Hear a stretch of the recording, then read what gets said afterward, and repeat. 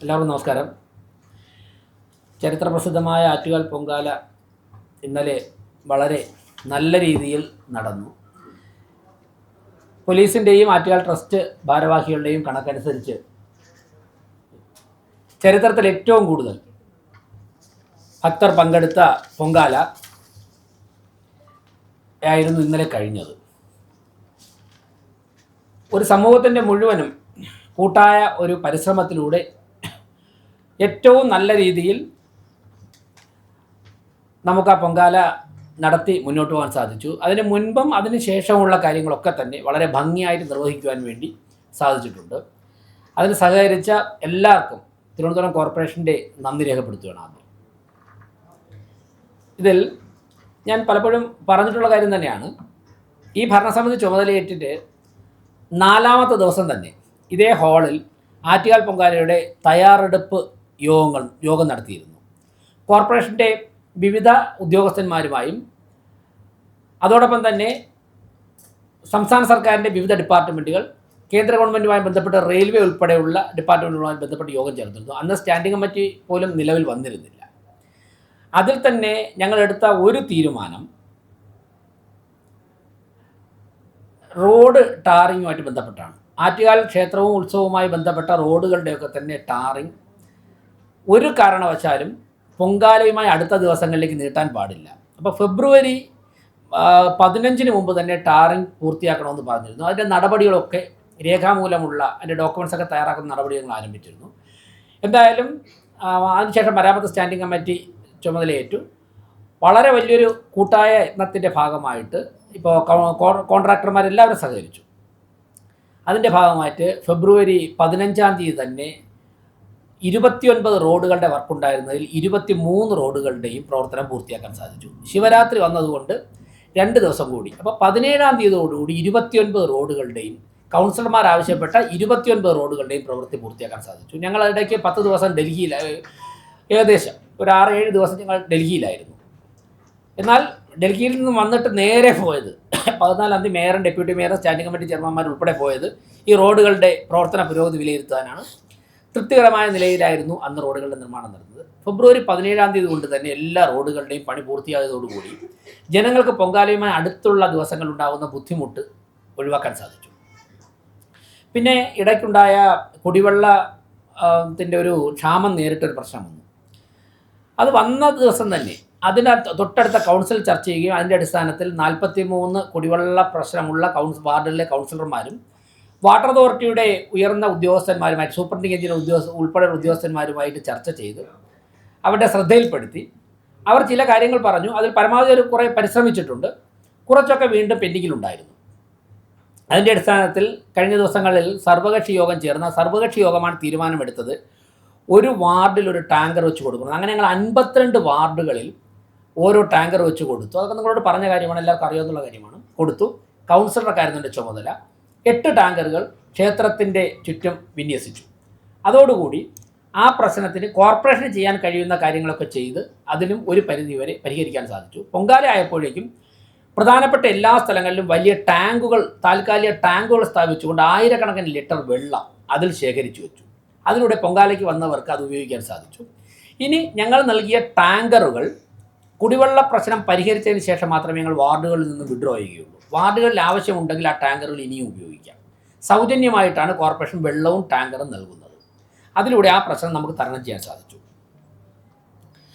ഇതോടൊപ്പം തന്നെ ഗവൺമെൻറ് തലത്തിൽ ബഹുമാനപ്പെട്ട 2 മന്ത്രിമാർ, വിദ്യാഭ്യാസ മന്ത്രിയും ദേവസ്വം മന്ത്രിയും നടത്തിയ മീറ്റിങ്ങുകൾ, ഒടുവിൽ ബഹുമാനപ്പെട്ട മുഖ്യമന്ത്രി തന്നെ നേതൃത്വം കൊടുത്തുകൊണ്ട് നടത്തിയ റിവ്യൂ മീറ്റിംഗ്, ആ മീറ്റിങ്ങുകളിലൊക്കെ നടന്ന വിലയിരുത്തലുകളുടെ അടിസ്ഥാനത്തിൽ എല്ലാ ഡിപ്പാർട്ട്മെൻറ്റുകളും വളരെ നന്നായിട്ട് സഹകരിച്ച് തന്നെയാണ് ഈ സംരംഭം വിജയിപ്പിക്കുവാൻ വേണ്ടി സാധ്യമായത്.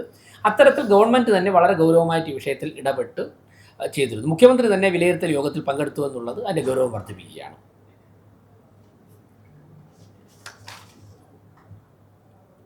മറ്റൊന്ന്, ഇതിൽ ഇപ്പോൾ ഈ ഭരണസമിതി ചുമതലയേറ്റതിന് ശേഷം വരുന്ന ഏറ്റവും പ്രധാനപ്പെട്ട ഒരു പ്രവർത്തനമാണ്, ഇതിൽ തിരുവനന്തപുരം കോർപ്പറേഷൻ്റെ മുഴുവൻ ജീവനക്കാരും കൈമെയ് മറന്ന് ഒറ്റക്കെട്ടായി നിന്ന് പരിശ്രമിച്ചതിൻ്റെ ഫലമായിട്ടാണ് ഈ പൊങ്കാലയുടെ വിജയം.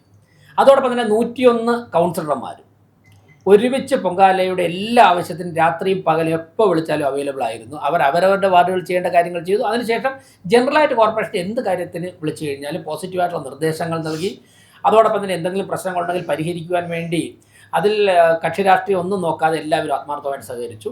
പിന്നെ രാത്രിയും പകലും കോർപ്പറേഷൻ ഭരണസമിതിയോടൊപ്പം മുഴുവൻ ജീവനക്കാരുണ്ടായിരുന്നു. ഏറ്റവും സന്തോഷകരമായ കാര്യം, ഞങ്ങൾ ഇപ്പോൾ ഓഫീസിൽ ജോലി ചെയ്യുന്ന ചില താൽക്കാലിക ജീവനക്കാരെയൊക്കെ തന്നെ ഈ പൊങ്കാലയുടെ ആവശ്യങ്ങൾക്ക് വേണ്ടി ഫീൽഡിലേക്ക് ട്രാൻസ്ഫർ ചെയ്തിട്ടുണ്ട്. അവരെല്ലാ പേരും, ഒരാൾ പോലും ലീവ് എടുക്കാതെ അവരെല്ലാ പേരും ജോലിക്ക് ഹാജരായി എന്നുള്ളതാണ്. ആ തൊഴിലാളികൾ അങ്ങേറ്റം തന്നെ, ആ ജീവനക്കാർ അങ്ങേറ്റം തന്നെ അഭിനന്ദനം അർഹിക്കുകയാണ് അക്കാര്യത്തിൽ.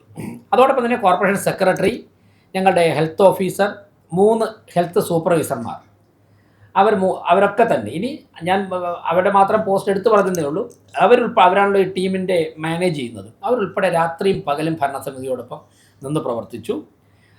സംസ്ഥാന സർക്കാരിലെ വിവിധ ഡിപ്പാർട്ട്മെൻറ്റുകൾ, ഇപ്പോൾ ഞാനിപ്പോൾ എല്ലാ ഡിപ്പാർട്ട്മെൻറ്റിൻ്റെ പേര് പറയുന്നില്ല, എന്നാൽ KSRTC, അതോടൊപ്പം തന്നെ പോലീസ്, 1700 വനിതാ പോലീസുകാരെ മാത്രം പോലീസ് ഡിപ്പാർട്ട്മെൻറ്റ് നിയോഗിച്ചിരുന്നു. കാരണം കൂടുതൽ ഭക്തജനങ്ങൾ വരുമെന്നുള്ള ഒരു ചർച്ച നേരത്തെ ഉണ്ടായിരുന്നത് കൊണ്ട് തന്നെ വനിതാ പോലീസിനെ കൂടുതൽ നിയോഗിക്കണമെന്ന് ബഹുമാനപ്പെട്ട മന്ത്രിമാർ തന്നെ ആഭ്യന്തര വകുപ്പിനോട് ആവശ്യപ്പെട്ടിരുന്നു. അങ്ങനെ വനിതാ പോലീസ് ഒരുപാടുണ്ടായിരുന്നു. ഈ മാല പൊട്ടിക്കൽ, പോക്കറ്റടി പോലുള്ള സംഭവങ്ങളൊക്കെ ഉണ്ടാകാൻ സാധ്യതയുള്ളതുകൊണ്ട് തന്നെ കൂടുതലും ഈ കേരളത്തിലെ ക്ഷേത്രങ്ങളിലെ ഉത്സവങ്ങളിൽ തമിഴ്നാട്ടിൽ നിന്നാണ് ഇങ്ങനെയുള്ള സംഘങ്ങൾ വരുന്നത്. തമിഴ്നാട് പോലീസിൻ്റെ സേവനം ഇവിടെ ലഭ്യമാക്കിയിരുന്നു. അതോടൊപ്പം തന്നെ ഇങ്ങനെയുള്ള ഹിസ്റ്ററിയുള്ള ആൾക്കാരുടെ ചിത്രങ്ങൾ പ്രദർശിപ്പിച്ചിരുന്നു. CCTV കൃത്യമായിട്ട് നിരവധി കേന്ദ്രങ്ങൾ സ്ഥാപിച്ചിരുന്നു. പോലീസിൻ്റെ ഭാഗത്ത് വളരെ വലിയൊരു ഇടപെടലാണ് ഉണ്ടായത്.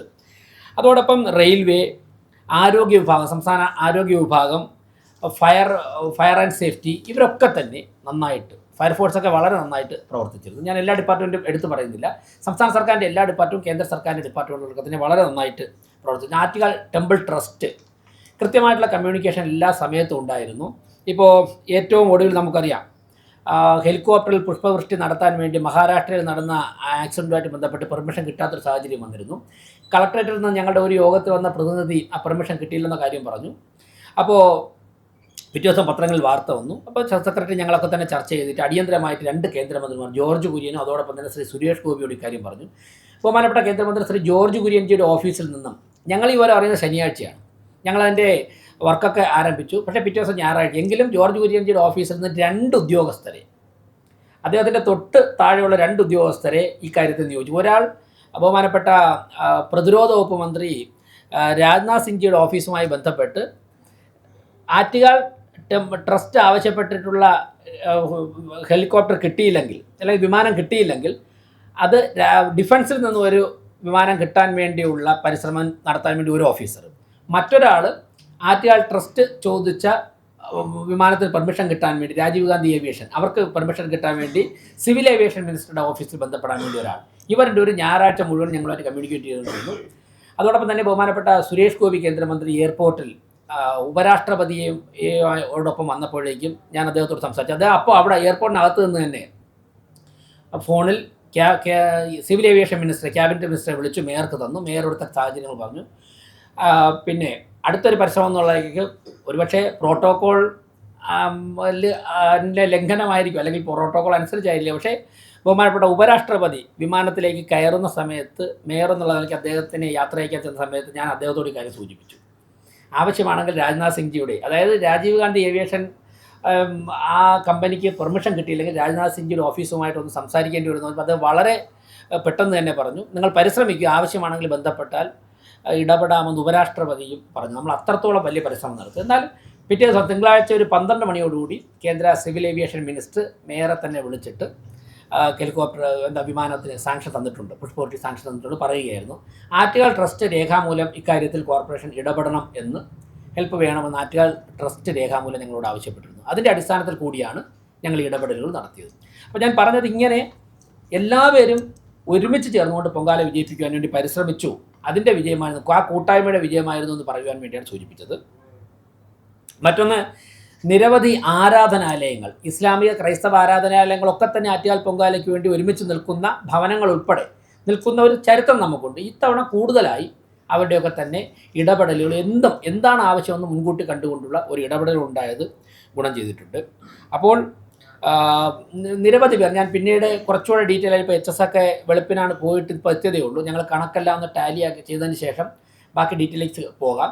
ഒരുപാട് പേർ സ്പോൺസർ ചെയ്തിട്ടുണ്ട് പല കാര്യങ്ങളും ആറ്റുകാൽ പൊങ്കാലയുമായിട്ട് ബന്ധപ്പെട്ട്. അത് അടുത്ത ഘട്ടത്തിൽ പറയാം. അവർക്ക് നന്ദി രേഖപ്പെടുത്തുന്നു. അതോടൊപ്പം തന്നെ നിരവധി നൂറുകണക്കിന് സന്നദ്ധ സംഘടനകൾ രംഗത്തിറങ്ങി സഹായിച്ചു. ഇപ്പോൾ സേവാഭാരതിയൊക്കെ തന്നെ ആറ്റുകാൽ പൊങ്കാലയ്ക്ക് മുൻപ് തന്നെ 2 ദിവസം മുൻപ് തന്നെ സേവാഭാരതി ഞങ്ങളോട് ആവശ്യപ്പെട്ടതിന് ശേഷം അവർ നഗരം വൃത്തിയാക്കാൻ വേണ്ടി ഇറങ്ങിയിട്ടുണ്ട്. ഇന്നലെയും ആവശ്യമാണെന്നുണ്ടെങ്കിൽ സഹായിക്കാൻ തയ്യാറാണെന്ന് പറഞ്ഞു. പക്ഷേ ഇന്നലെ കോർപ്പറേഷൻ്റെ മെഷീനറി വെച്ച് തന്നെ അത് മാനേജ് ചെയ്യാനായിട്ട് സാധിച്ചിരുന്നു. അപ്പോൾ അങ്ങനെയുള്ള നിരവധി സന്നദ്ധ സംഘടനകൾ വന്നിട്ടുണ്ട്. ഞങ്ങൾ അവർക്കൊക്കെ തന്നെ നന്ദി രേഖപ്പെടുത്തുകയാണ്. റെസിഡൻസ് അസോസിയേഷൻ, വിവിധ ക്ഷേത്ര കമ്മിറ്റികൾ, ക്ഷേത്ര ഭാരവാഹികൾ, അതോടൊപ്പം തന്നെ മാധ്യമ പ്രവർത്തകർ, ഇവർക്കൊക്കെ തന്നെ സഹകരിച്ച എല്ലാവർക്കും കോർപ്പറേഷൻ ഒരിക്കൽ കൂടി നന്ദി രേഖപ്പെടുത്തുകയാണ്. പിന്നെ ഞങ്ങളിപ്പോൾ ഒരു 3500 അടുപ്പിച്ച് തൊഴിലാളികളെയാണ് നിയോഗിച്ചിരുന്നത്, ജീവനക്കാരെ. കോർപ്പറേഷൻ്റെ ശുചീകരണ തൊഴിലാളികൾ അല്ലാതെ താൽക്കാലികമായിട്ട് ഹയർ ചെയ്തുൾപ്പെടെ. അതിൻ്റെ കറക്റ്റ് ഡിവിഷനൊക്കെ അടുത്ത ദിവസങ്ങളിൽ തരാം. 210 ടിപ്പർ ലോറികളാണ് ഉപയോഗിച്ചിരുന്നത്. JCB ഉണ്ടായിരുന്നു 4 എണ്ണം. അതോടൊപ്പം തന്നെ ഏറ്റവും പ്രധാനപ്പെട്ട ഒരു കാര്യം, ഇപ്പം നിങ്ങളിന്ന് നിരത്തുകളിൽ യാത്ര ചെയ്ത്, നിങ്ങൾ രാത്രി ഒരു 12 മണിക്ക് ശേഷം നിരത്തുകൾ യാത്ര ചെയ്താൽ അറിയാം ചുടുകല്ലില്ല. ചുടുകല്ല് എല്ലായിടത്തും മാറ്റി. അപ്പം ഈ ചവർ മാറ്റുന്നതോടൊപ്പം തന്നെ ചുടുകല്ല് മാറ്റുകയായിരുന്നു. ചുടുകല്ല് ഞങ്ങൾ മാറ്റിയിട്ട് ചാല ബോയ്സ് സ്കൂളിൽ ചേർത്ത്. അപ്പോൾ ഒരേ സമയം തന്നെ ഈ 2 കാര്യങ്ങൾ ചെയ്യാൻ സാധിച്ചു. നിശ്ചയിച്ച 8:30 മണിക്ക് തന്നെ നഗരത്തിൽ കൃത്രിമ മഴ പെയ്യിച്ചുകൊണ്ട് നഗരത്തിൽ 280 ടാങ്കർ വെള്ളം കൊണ്ടുവന്നിട്ട് നഗരത്തിൻ്റെ എല്ലാ പ്രധാനപ്പെട്ട സ്ഥലങ്ങളൊക്കെ തന്നെ കഴുകി വൃത്തിയാക്കാൻ വേണ്ടി ഇന്നലെ സാധിച്ചു. അപ്പോൾ ചുടുകല്ലും ഈ പൊങ്കാലയുടെ മറ്റു വിറക് ഉൾപ്പെടെയുള്ള മാലിന്യങ്ങളും ഒരേ സമയം തന്നെ മാറ്റി ചുടുകല്ല് ഒരു ഭാഗത്തേക്ക് കൊണ്ടുപോയിരുന്നു, മറ്റെല്ലാം തന്നെ നമ്മൾ ഡംപിങ് യാർഡുകളിലേക്ക് കൊണ്ടുപോയി.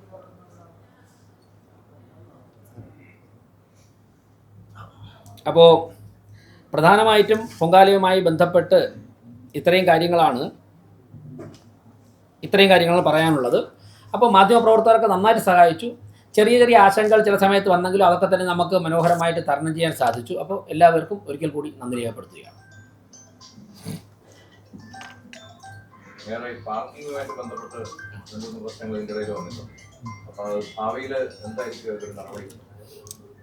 പാർക്കിങ്ങുമായിട്ട് ബന്ധപ്പെട്ട് ഞാൻ അതിനു മുമ്പ് ഒരു കാര്യം കൂടെ, 811 ടൺ മാലിന്യമാണ് ഇന്നലെ മാറ്റിയിട്ടുള്ളത്. 811 ടൺ മാലിന്യം മാറ്റിയിട്ടുണ്ട്. ബ്രിക്ക് 134 വലിയ ലോറികളിലും 48 ചെറിയ ലോറികളിലുമായിട്ടാണ് ലോഡുമാണ്. അത് 134 വലിയ ലോറിയിൽ ലോഡും 48 ചെറിയ ലോറിയിലെ 48 ലോഡും ചുടുകല്ലാണ് ഞങ്ങൾ മാറ്റാൻ വേണ്ടി ഇന്നലെ ഉണ്ടായിരുന്നത്. അത് അവിടെ ചാല ബോയ്സ് സ്കൂളിലുണ്ട്. അതിൻ്റെ എണ്ണം എടുത്തിട്ടില്ല, വരാൻ പോകുന്ന ദിവസങ്ങളിൽ അതെടുക്കും. 138 പബ്ലിക് ഹെൽത്ത് ഇൻസ്പെക്ടർമാർ, PHIമാർ ഇതിനൊക്കെ നേതൃത്വം കൊടുക്കാൻ വേണ്ടി ഉണ്ടായിരുന്നു. 811 ടൺ മാലിന്യമാണ് ഏറെക്കുറെ ശേഖരിച്ചിട്ടുള്ളത്. പിന്നെ അങ്ങ് ചോദിച്ച പാർക്കിങ്ങിൻ്റെ കാര്യം, ഈ പാർക്കിങ്ങിൻ്റെ കാര്യം വളരെ ഗൗരവമായി നമ്മുടെ സമൂഹം ചർച്ച ചെയ്യേണ്ട ഒരു വിഷയമാണ്. അത് ഞങ്ങളുടെ നടന്ന പൊങ്കാലയുടെ തയ്യാറെടുപ്പിൽ ഒരു ചർച്ചയിലും ഈ പാർക്കിംഗ് വിഷയം അങ്ങനെ സജീവമായിട്ട് അതിൻ്റെ പേരിൽ നടക്കുന്ന പ്രശ്നങ്ങൾ ചർച്ചയിൽ വരാത്തതുകൊണ്ട് തന്നെ അതിനുവേണ്ടി ഒരു ഡീറ്റെയിൽ ആയിട്ടുള്ള ഡിപ്പാർട്ട്മെൻറ്റോ രൂപീകരിക്കാനൊന്നും സാധിച്ചില്ല. എന്നാൽ യാദൃച്ഛികമായി ക്ഷേത്രത്തിൽ പോയിട്ട് തലേദിവസം ഉച്ചയ്ക്ക് ചില കാര്യങ്ങളുമായിട്ട് ബന്ധപ്പെട്ട് ക്ഷേത്രത്തിൽ പോയി അതിനുശേഷം മേയർ മടങ്ങുന്ന സമയത്താണ് ഒരു കൊല്ലത്തുള്ളൊരു ഡ്രൈവർ, അദ്ദേഹം ടാക്സി ഡ്രൈവർ കൈ കാണിച്ച് നിർത്തിയിട്ട് ഒരു റെസീപ്റ്റ് എടുത്ത് കാണിച്ചിട്ട് പറഞ്ഞത് ഞങ്ങളുടെ കയ്യിൽ നിന്ന് അനധികൃതമായി പണം വാങ്ങുന്നു. ആ റെസീപ്റ്റ് ഞാൻ വാങ്ങി നോക്കിയപ്പോൾ തന്നെ 200 പ്രിൻറ്റ് ചെയ്തിട്ട് പേന വെച്ച് വെട്ടിയിട്ട് 400 എഴുതിയിരിക്കുന്നത്.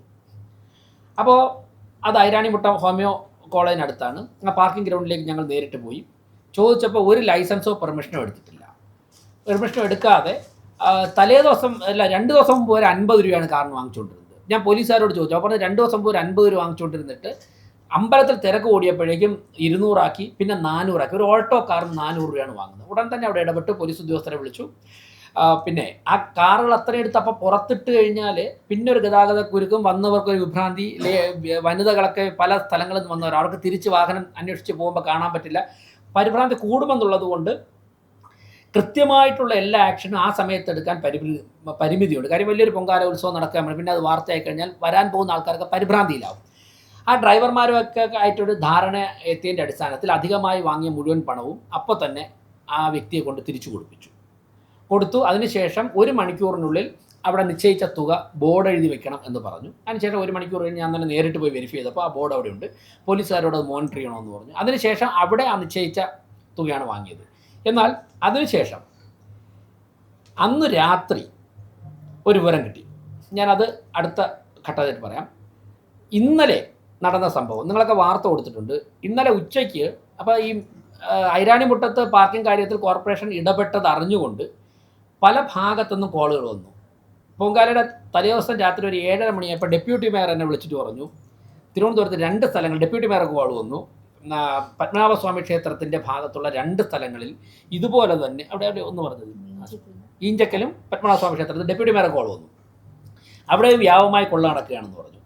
എന്നാൽ അവിടേക്ക് ഉദ്യോഗസ്ഥരെ വിടാനോ മേയർക്ക് എനിക്കെത്താനോ പറ്റില്ല. ആശാനാഥ് ആ ഭാഗത്തായിരുന്നു, പാപ്പനംകോട് ഭാഗത്തായിരുന്നു. ആശാന് വേറെ ഡ്യൂട്ടി ആയിരുന്നു ഉണ്ടായിരുന്നത്. ഞങ്ങൾക്ക് ഈ ബ്ലോക്കിൻ്റെ ഇടയിൽ ഈ കേന്ദ്രങ്ങൾ നേരിട്ടെത്തി പരിശോധിക്കാൻ പറ്റാത്തൊരു സാഹചര്യം വന്നു. രാത്രി ഓരോ നിമിഷവും തിരക്ക് കൂടിക്കൊണ്ടിരിക്കുകയാണ്. എന്നാൽ ഇന്നലെ രാവിലെ ഒരു വാർത്ത, സെക്രട്ടറിയും മേയറും ഹെൽത്ത് സ്റ്റാൻഡിംഗ് കമ്മിറ്റി ചെയർമാനും കൂടെ ഒരുമിച്ച് ഇന്നലെ രാവിലെ യാത്ര ചെയ്യുന്ന സമയത്ത് വന്നൊരു വാർത്ത, നമ്മുടെ SMB സ്കൂളിൽ അവിടെ പാർക്കിങ്ങിന് വേണ്ടി അനധികൃതമായി പണം പിരിക്കുന്ന വാർത്ത വന്നു. ഞങ്ങൾ നേരെ അവിടെ പോയി. ഞങ്ങളവിടെ ചെന്നപ്പോഴേക്കും കണ്ടത് വളരെ വളരെ ഗുരുതരമായ ക്രമക്കേട് നടക്കുന്നതായിട്ടാണ്. അതായത് ഒരു കൂപ്പൺ നിങ്ങളൊക്കെ ഇന്നലെ വാർത്ത കൊടുത്തപ്പോൾ കണ്ടു കാണും. ആ കൂപ്പണിൽ school development PTA development fees PTA അങ്ങനെ മാത്രമേ പ്രിൻറ്റ് ചെയ്തിട്ടുള്ളൂ. എമൗണ്ട് ഒന്നും പ്രിൻറ്റ് ചെയ്തില്ല. വരുന്ന വാഹനങ്ങൾക്ക് ഒരു ബസ് 8 മണിക്ക് വന്നു. ഉച്ചയ്ക്ക് 2 മണി വരെ ഇടുന്ന 1000 രൂപയാണ് ആ ബസ്. 50 പേര് വരുന്ന ഒരു ബസ്സിന് 1000 രൂപ. പിന്നെ കാറിന് 200 രൂപ, 300, 500, 750 ഇങ്ങനെ വാങ്ങുന്നു. PTAയുടെ പ്രസിഡന്റ് ഒരു കർണൻ എന്നൊരാളായിരുന്നു അവിടെ ഉണ്ടായിരുന്നത്. അദ്ദേഹത്തോട് ചോദിച്ചപ്പോഴേക്കും ഒരു ഹാഷിമാണ് അദ്ദേഹത്തോടൊപ്പം എക്സിക്യൂട്ടീവ് മെമ്പർ. ഹാഷിമിനെ ആദ്യം വിളിച്ചപ്പോൾ അവിടെയെങ്കിലും വന്നില്ല, രംഗത്ത് വന്നില്ല. ഒടുവിൽ ഹാഷിം രംഗത്ത് വന്നു. പ്രിൻസിപ്പലിനോട് HMനോട് ഞങ്ങൾ ഫോണിൽ സംസാരിച്ചു. ഹെൽത്ത് സ്റ്റാൻഡിംഗ് കമ്മിറ്റി ചെയർമാൻ അദ്ദേഹത്തിൻ്റെ ഏൽപ്പിച്ച പ്രവർത്തനവുമായിട്ട് ബന്ധപ്പെട്ട് നഗരത്തിൻ്റെ വേറൊരു ഭാഗത്തായിരുന്നു. അദ്ദേഹത്തോട് ചോദിച്ചപ്പോൾ അദ്ദേഹത്തിനും ഇക്കാര്യം അറിയില്ല. അദ്ദേഹത്തിന് നേരത്തെ തന്നെ SMB സ്കൂളിലെ PTAയുടെ പ്രവർത്തനത്തെക്കുറിച്ച് കാര്യമായിട്ടുള്ള പരാതിയുണ്ട്. അദ്ദേഹം രേഖാമൂലം ആ പരാതി നൽകിയിട്ടുണ്ട്. ഞങ്ങൾ അതൊക്കെ തന്നെ അന്വേഷിക്കുകയാണ്. അപ്പോൾ പ്രിൻസിപ്പൽ അറിഞ്ഞിട്ടില്ല, HM അറിഞ്ഞിട്ടില്ല. ഈ കർണനും ഹാഷിമും കൂടെയാണ് പിരിക്കുന്നത്. അവിടെ നിന്ന് എല്ലാ വാഹനത്തിൻ്റെ ഉടമസ്ഥരും വന്നു. അവരുടെ കയ്യിൽ നിന്നൊക്കെ ഇങ്ങനെ പണം കളക്ട് ചെയ്തിട്ടുണ്ടെന്ന് പറഞ്ഞു. പിന്നെ ഞങ്ങൾക്ക് പെട്ടെന്ന് ചെയ്യാൻ സാധിക്കുമായിരുന്നത് ഈ ഹാഷിമിനെ വിളിക്കുമ്പോൾ ഹാഷിമിൻ്റെ പോക്കറ്റിൽ പൈസ ഉണ്ടായിരുന്നു. എത്രയും പെട്ടെന്ന് തന്നെ ഈ പൈസ മുഴുവൻ തിരിച്ചു കൊടുക്കാൻ പറ്റും. കാരണം ഇത് സർക്കാർ ഉടമസ്ഥതയുള്ള സ്ഥലമാണ്. ഒരു കാരണവശാലും അവിടെ പണപ്പിരിവ് നടത്താൻ പാടില്ല. ഈ റെസിപ്റ്റിൽ കോർപ്പറേഷൻ്റെയോ സംസ്ഥാന സർക്കാരിൻ്റെയോ വിദ്യാഭ്യാസ വകുപ്പിൻ്റെയോ ഒരു സീലോ ഒപ്പോ ഒന്നുമില്ല. അപ്പോൾ വ്യാജ രേഖകൾ നിർമ്മിച്ച് സംസ്ഥാന സർക്കാരിൻ്റെ സ്ഥലത്ത് ക്ഷേത്രത്തിൽ ആരാധനയ്ക്ക് വന്നവരുടെ കയ്യിൽ നിന്നും പണപ്പിരിവ് നടത്തുന്ന ഗുരുതരമായ ക്രമക്കേടാണ് അവിടെ PTAയുടെ പേരിൽ ചെയ്തിരിക്കുന്നത്. സ്വന്തം മക്കൾ പഠിക്കുന്ന സ്കൂളിൽ അവരുടെ കെയർ ഓഫിൽ PTA പ്രസിഡന്റ് മെമ്പറുമായ ആൾക്കാരാണ് ഇവർ. ഉടൻ തന്നെ SHOയുമായി ബന്ധപ്പെട്ടു. അവിടെ നിന്ന് പോലീസ് ഉദ്യോഗസ്ഥർ വന്നു, അവരെ അറസ്റ്റ് ചെയ്ത് കൊണ്ടുപോയി. ഔദ്യോഗികമായിട്ട് സെക്രട്ടറി കോർപ്പറേഷന് വേണ്ടി കംപ്ലയിൻറ്റ് തമ്പാനൂർ പോലീസ് സ്റ്റേഷനിൽ കൊടുത്തിട്ടുണ്ട്. ഇത്രയും കാര്യങ്ങൾ ഇന്ന് എഡ്യൂക്കേഷൻ സ്റ്റാൻഡിംഗ് കമ്മിറ്റിയിൽ നിന്നും ബഹുമാനപ്പെട്ട വിദ്യാഭ്യാസ മന്ത്രിക്കും അതോടൊപ്പം തന്നെ വിദ്യാഭ്യാസ വകുപ്പിനും ഇക്കാര്യങ്ങൾ പറഞ്ഞുകൊണ്ടും PTAക്കെതിരെ ആക്ഷൻ എടുക്കണമെന്ന് പറഞ്ഞുകൊണ്ട് ഞങ്ങൾ റെക്കമെൻഡ് കത്തയക്കും. ഇന്നലെ സംഭവം നടന്ന ഉടൻ തന്നെ ബഹുമാനപ്പെട്ട വിദ്യാഭ്യാസ മന്ത്രിയെ ഞാൻ ഫോണിൽ വിളിച്ചിരുന്നു. അദ്ദേഹവുമായി സംസാരിക്കാൻ അപ്പോൾ സാധിച്ചില്ല. പക്ഷേ അദ്ദേഹത്തിൻ്റെ ഓഫീസിൽ നിന്നും വളരെ നല്ല സമീപനമാണ് ഇക്കാര്യത്തിൽ. അതായത് കർശനമായ ആക്ഷൻ ഇക്കാര്യത്തിൽ എടുക്കണം എന്നുള്ള നിലപാടാണ് അദ്ദേഹത്തിൻ്റെ ഓഫീസിൽ നിന്നും ഉണ്ടായത്. ഇത്തരത്തിലുള്ള ഒരു തട്ടിപ്പും ഗവൺമെൻറ് സ്കൂളുകൾ കേന്ദ്രീകരിച്ചുകൊണ്ട് അനുവദിക്കാൻ പാടില്ല എന്നുള്ള നിലപാടാണ് ബഹുമാനപ്പെട്ട വിദ്യാഭ്യാസ മന്ത്രിയുടെ ഓഫീസിൽ നിന്നും ലഭിച്ചിട്ടുള്ളത്.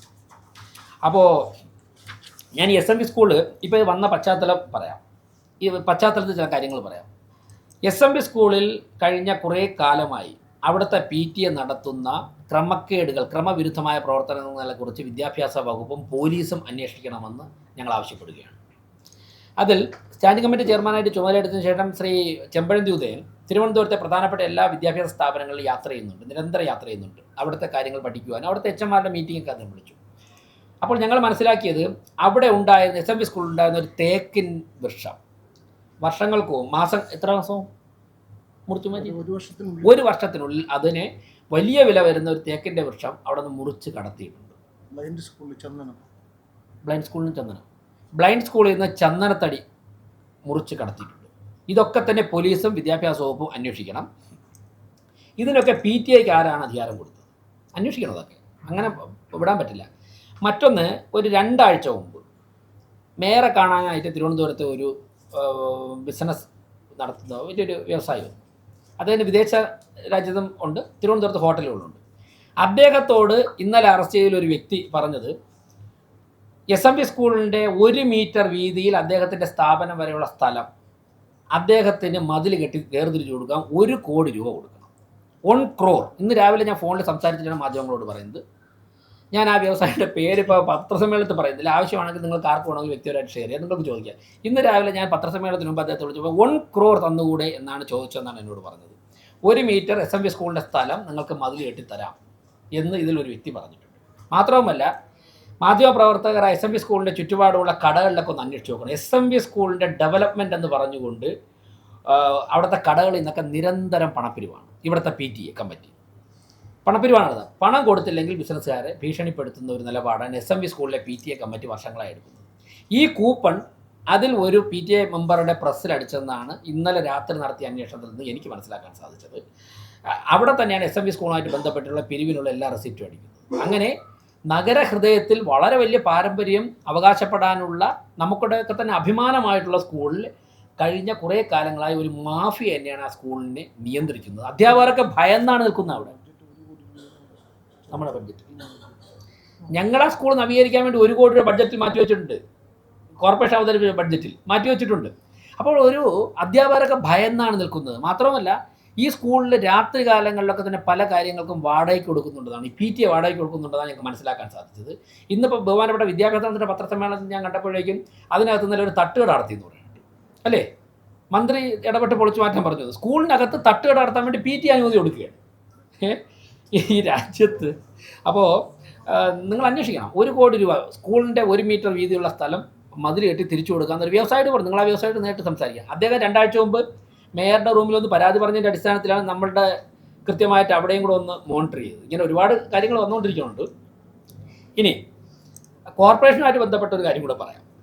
അപ്പോൾ SMV സ്കൂളിൻ്റെ കാര്യത്തിൽ ഗൗരവമായിട്ടുള്ള ഇടപെടലുകൾ ഞങ്ങൾ നടത്തും. മറ്റൊന്ന്, പൊങ്കാലയുടെ തലേദിവസം രാത്രി ഒരു പരാതി മേയർക്ക് കിട്ടിയത് കോർപ്പറേഷൻ്റെ ഉടമസ്ഥയിലുള്ള ഗാന്ധി പാർക്കിൽ കോർപ്പറേഷൻ മുൻ ഭരണസമിതികൾ ആ ഗാന്ധി പാർക്ക് കോൺട്രാക്ട് കൊടുത്തിട്ടുണ്ട്. അവിടെ പാർക്കിംഗ് നടത്തുന്ന ആൾ ഒരു കാറിന് 750 രൂപ വാങ്ങിച്ചു വാടക ഒരു ദിവസം ഇടുന്നതിന്. ആലോചിച്ച് നോക്കുക, 750 രൂപ ഒരു കാർ ഒരു ദിവസം ഇടുന്നതിന്. അപ്പോൾ രാത്രി 12:30 മണിക്കാണ് ഈ വിവരം. 12:30 മണിക്ക് സിറ്റിയുടെ പല ഭാഗത്തും ഇങ്ങനെ ഞങ്ങൾ യാത്ര ചെയ്തുകൊണ്ടിരുന്ന, എന്തെങ്കിലും ബുദ്ധിമുട്ടുണ്ടോ, വെള്ളമുണ്ടോ, വെളിച്ചമുണ്ടോ എന്നൊക്കെ അറിയാനും ജനങ്ങൾക്ക് എന്തെങ്കിലും പരാതി ഉണ്ടോ എന്നൊക്കെ അറിയാൻ വേണ്ടി ഞങ്ങൾ രാത്രി മുഴുവൻ യാത്രയിലായിരുന്നു. അപ്പോൾ യാത്ര ചെയ്തുകൊണ്ടിരുന്ന സമയത്താണ് എനിക്ക് ഒരു സ്ഥലത്തുനിന്ന് ഒരു ഇൻഫർമേഷൻ കിട്ടിയത്. അതിൻ്റെ അടിസ്ഥാനത്തിൽ 1 മണിക്ക് തന്നെ, അരമണിക്കൂറിനുള്ളിൽ തന്നെ ഞങ്ങൾ അവിടെ എത്തി, പുത്തരിക്കണ്ടത്ത് എത്തിയതിന് ശേഷം ആ വ്യക്തിയെ ഐഡൻറ്റിഫൈ ചെയ്തു. ആ വ്യക്തിയെ വിളിച്ചുണർത്തി, അദ്ദേഹം രാത്രി 1 മണിക്ക് വിളിച്ചുണർത്തി അദ്ദേഹത്തുമായി സംസാരിച്ചപ്പോഴേക്കും അദ്ദേഹം പറഞ്ഞു 750 രൂപയാണ് കാറിന് വാങ്ങിച്ചതെന്ന്. ഞാൻ അദ്ദേഹത്തിന് ചെയ്യുന്ന ഒറിജിനൽ റെസിപ്റ്റ് കോർപ്പറേഷൻ്റെ ഉടമസ്ഥതയിൽ ഉള്ള പാർക്കിംഗ് ഗ്രൗണ്ടിൽ കോൺട്രാക്ടർ വാങ്ങിയതാണ്. 1 മണിക്കൂർ ഒരു ദിവസത്തേക്ക് 750 രൂപ കാറിന്.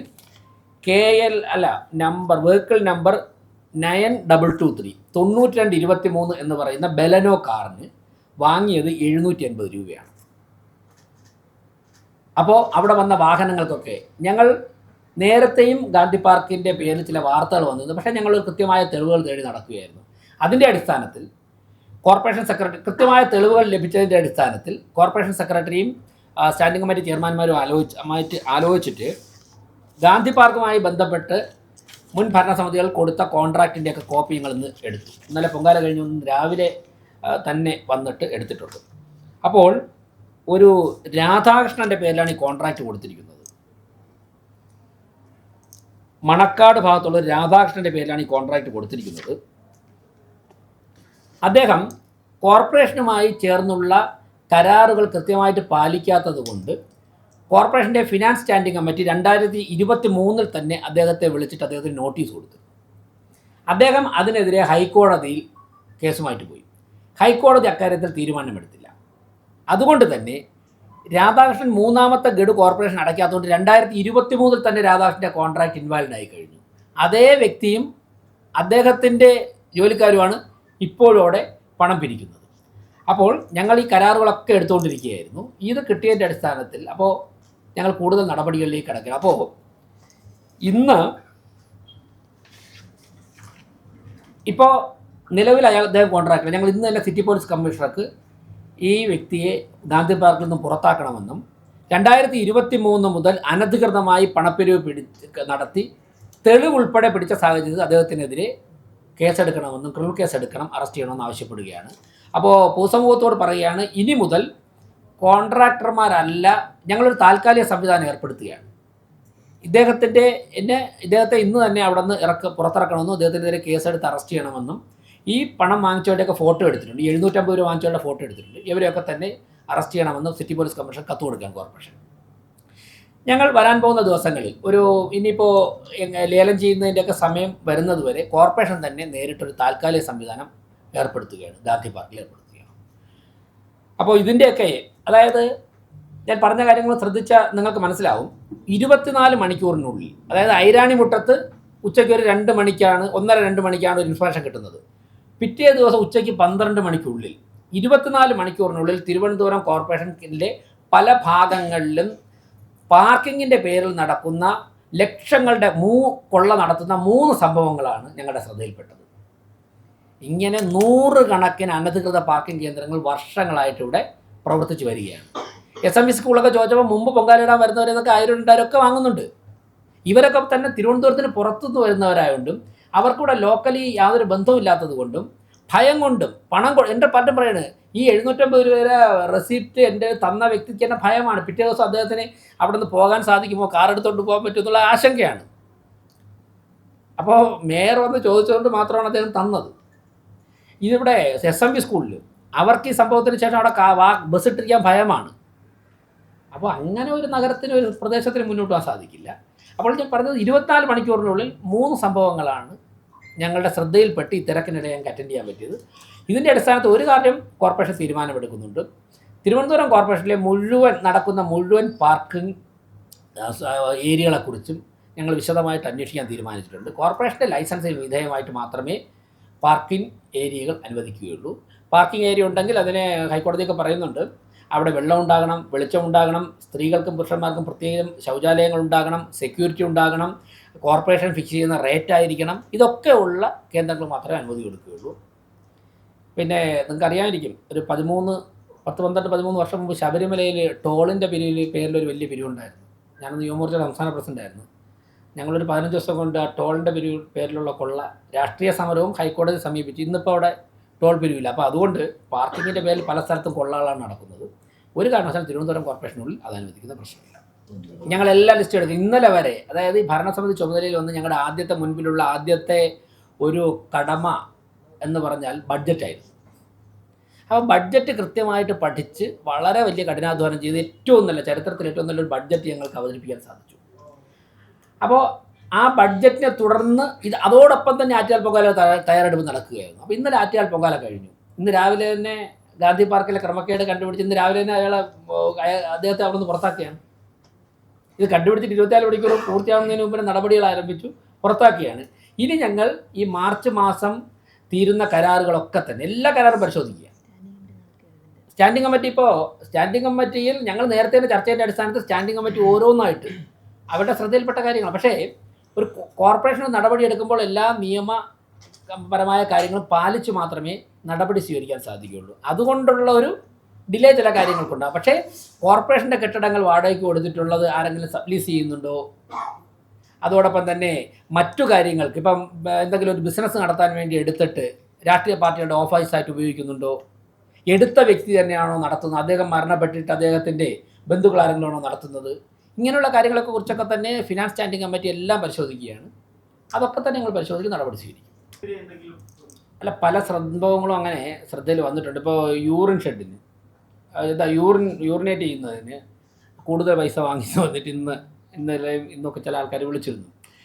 അപ്പോൾ ഇതിൽ പിന്നെ താങ്കൾ പറഞ്ഞ ഉൾപ്പെടെയുള്ള കാര്യങ്ങൾ ചർച്ച വരുന്നുണ്ട്. ഒരു കാര്യം ഞങ്ങളീ പറയുന്നതിന് കോർപ്പറേഷൻ്റെ ഭരണസമിതി എന്നുള്ളതിലുപരി വേറൊരു ആംഗിളുണ്ട്.